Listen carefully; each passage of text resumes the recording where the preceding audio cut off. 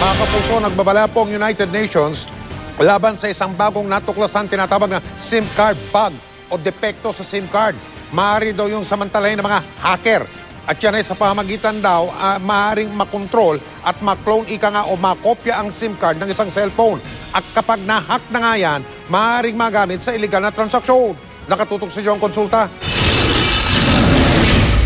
Kung dati pang call at text lang ang cellphone, ngayon nagagamit na rin ito sa iba pang transaksyon. Ang United Nations nakatakdang magpalabas ng babala sa may 200 bansa. Kaugnay ito sa bagong discovering bug sa mga SIM card na pwede raw magamit para kontrolin at i-clone ang SIM card ng isang cellphone user. Ayon yan sa International Telecommunications Union, ang sangay ng United Nations na tumututok sa Information and Communication Technology. Sabi ng ITU, na-discover raw ng Security Research Labs ng Berlin ang naturang bug. Sa pamamagitan raw nito, pwedeng magamit ang mga SIM cards sa mga financial crimes o electronic espionage. Ayon sa NBI, posibleng idaan sa spam text ang virus.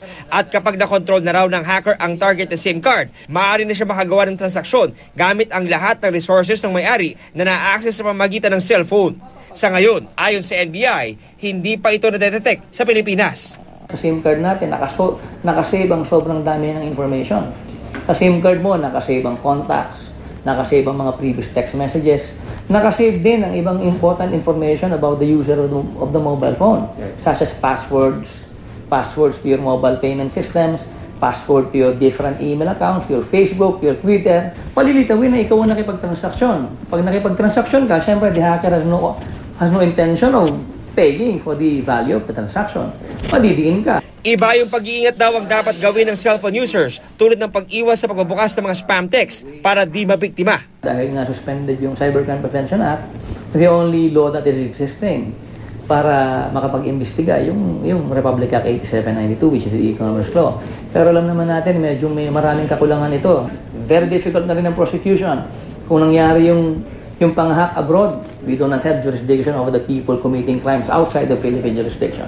Pinag-aaralan na raw ng National Telecommunications Commission o NTC ang bagong banta sa cellphone users. Ikinakasa na rin ang pakikipagpulong sa telecommunications companies sa bansa. Pagka na-clone yan, as if ikaw yun.